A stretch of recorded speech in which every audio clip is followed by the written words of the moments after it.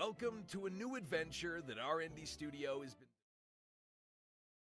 In Corsairs Legacy, you can take part in a fascinating story about pirates, as well as both sea and land battles in the picturesque setting of the Caribbean Sea. We decided to release our first game in early access to promptly make edits to the project and support it until it is ready for full release. We have no investors and no publisher, so we're doing everything on our own account, and the earnings from the first game will be spent on the development of its sequel. If you find a bug or have any ideas for improvement, please contact us via the feedback form in the game or on the website. We're very excited to hear what you think of our game. As a way to say thank you, we will send a digital gift from the development team.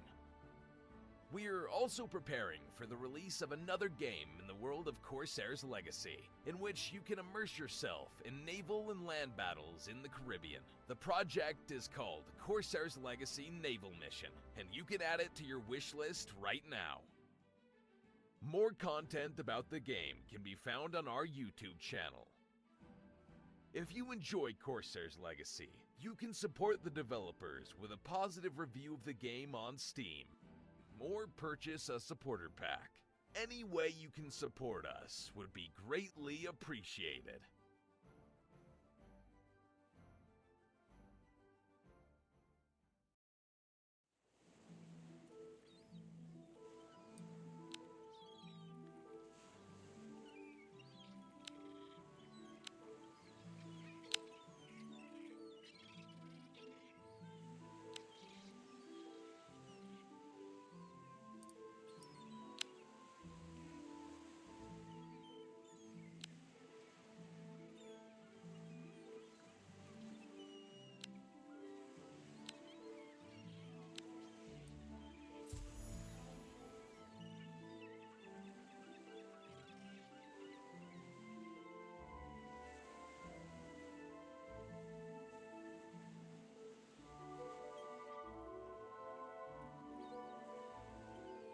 Toward the end, I felt nothing but pain.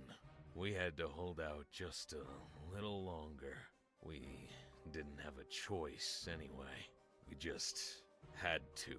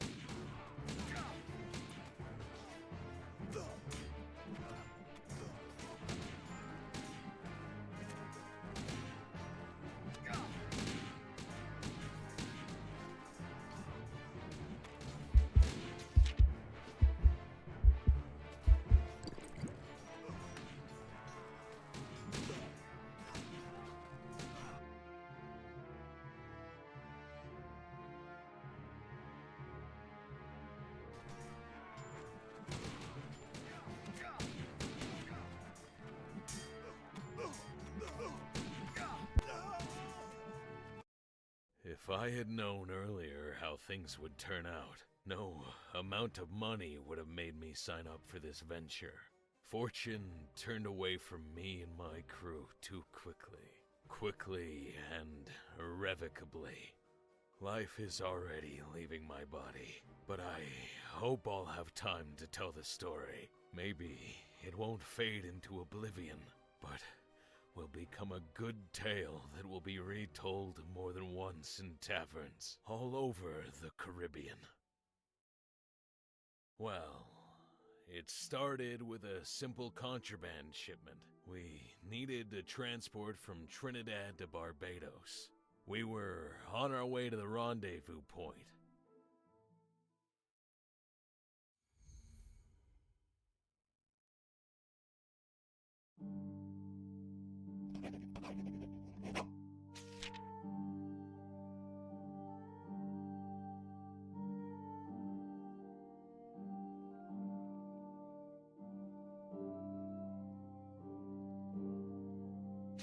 Slow speed ahead! Forward, full sail!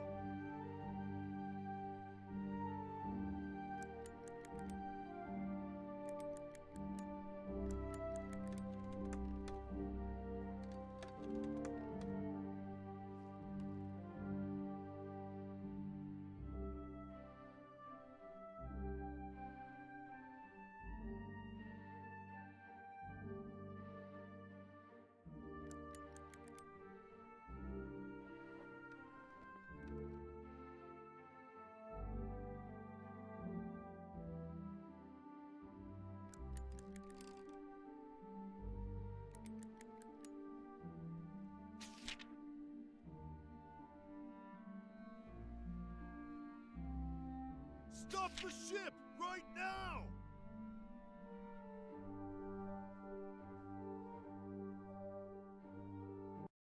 I wouldn't call Catherine Peake the most punctual smuggler, but integrity is rare in our business. Guaranteeing that your partner won't break their word is worth a lot.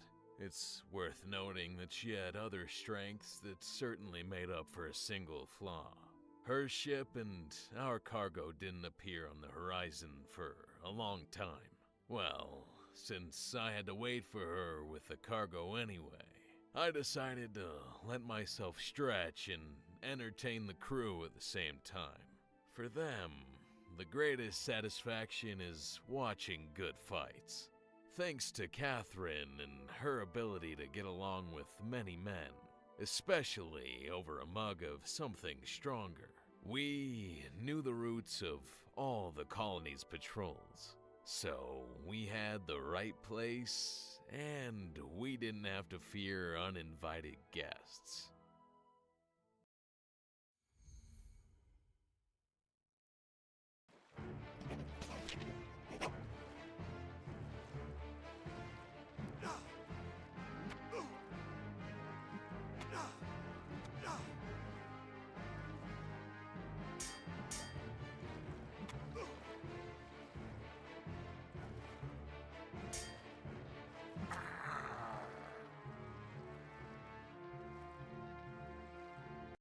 My swordsmanship stood out strongly against the crew.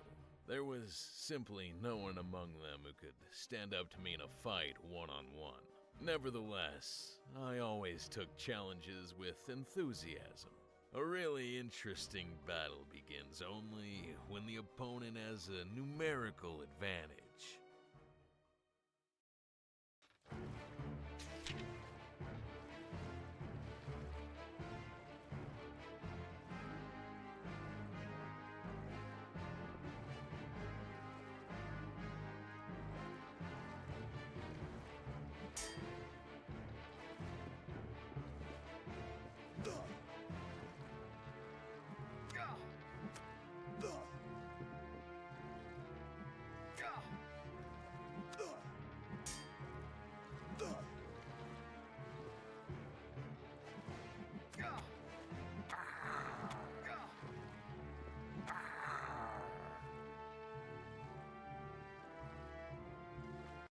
I did pretty well. Should I have practiced with 3 opponents at once?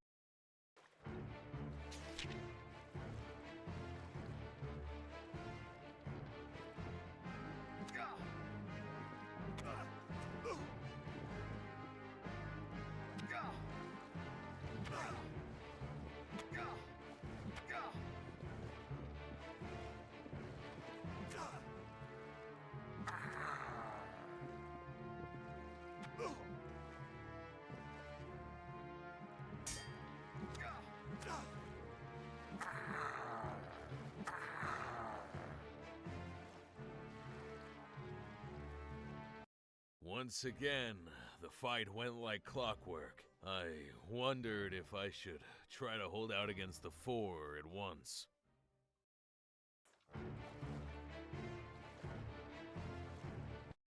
I was just beginning to get a taste for it when a ship appeared on the horizon. Alas, not the Catherine Schooner. She was a Spanish warship patrolling the shores of Trinidad and Tobago. The rendezvous point was chosen wisely. It was a secluded little bay, allowing us to hide a small ship behind a low cliff and lush jungle. And yet, the Spaniards were coming right at us. The situation was beginning to get out of hand. It was not in our plans to go to jail or the noose in San Jose Square. Because we needed time to get out of the bay, we had to give the Spaniards a good head start. So we were forced to accept the fight.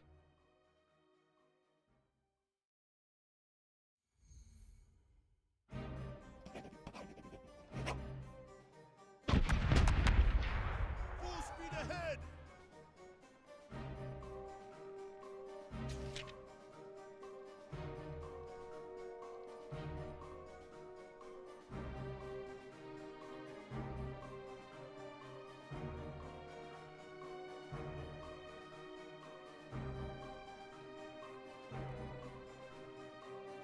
Roll the sail!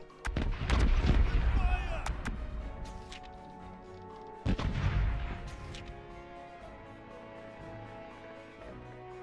Prepare canister shot for battle! Roll the sails!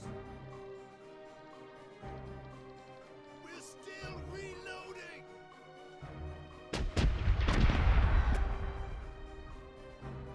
Starboard is ready to fire!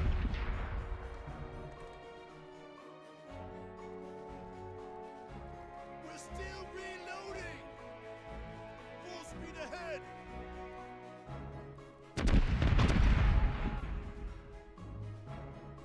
Starboard cannons are ready to fire! Stop the ship right now! We're still reloading! Grappling hooks to the board!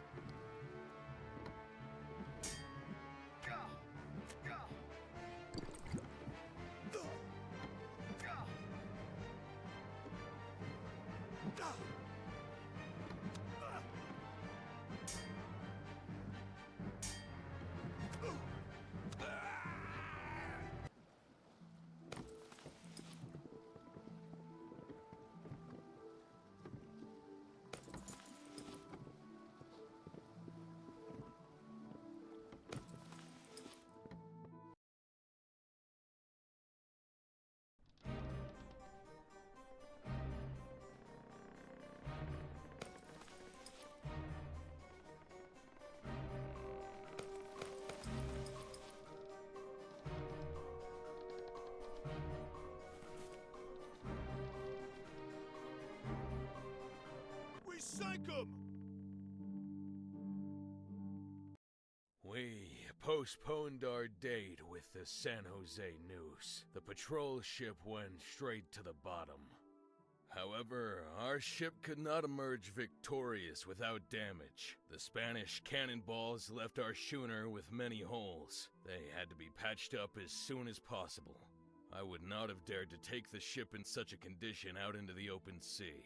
So I ordered my crew to drop the anchor off the coast. It was necessary to start cutting timber quickly. I did not stay on the ship and went ashore, thinking that my presence would speed up the repair process. And I was not mistaken.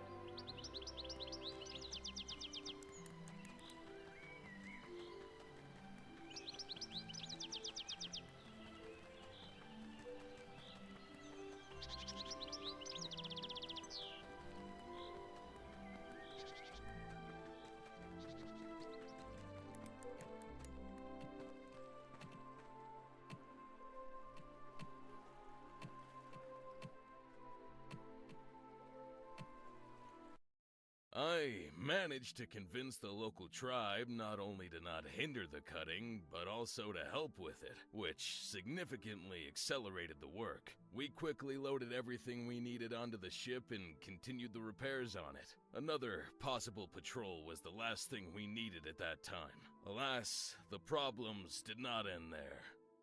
There was no stopping the whispering in the crew. Everyone here realized that the Spaniards were coming right at us for a reason. They knew exactly where to look. I didn't believe that Catherine Peak was involved here, but the crew didn't share that opinion. And why should they? They didn't know everything I knew. Fortunately, her schooner appeared on the horizon. Catherine looked worried. She was in a hurry to warn us of the danger, but she didn't make it in time. As it turned out, one of her sailors had been caught in a sortie in San Jose. He seemed to have been the one who told us about the future encounter with the smuggling exchange. As soon as Catherine heard of the capture, she immediately headed toward us. Smugglers are not well liked, considering that local traders and trading companies regularly lose money because of us. But only the governor of the local colony has declared a true war. Well, my to-do list now included the search for a new nook for our businesses in the Trinidad. Catherine said that she had not had time to load the goods because she was in a hurry, but she immediately added that she had something better instead. Information about the imminent arrival of a Spanish ship, the Santa Daniela, with some extremely valuable goods. Catherine had the good fortune to get one lonely young man from the Port Authority drunk. The thought of seriously engaging in piracy made me feel sick, but the crew made their position clear. In these circumstances, when we were left without cargo to deliver, we had to look for another way to cover the losses. Agreeing that the situation was indeed not a good one, I gave the order to send the ship to a convenient position. We waited, and then, with the rays of the rising sun, the tops of the masts appeared on the horizon. The plan of action was agreed upon. Catherine and her men were to immobilize the target by firing bar shots at the sails and rigging. We were to approach the Santa Daniela, thin out the crew with a few canister shots. There was little use for it from a great distance. And board the ship.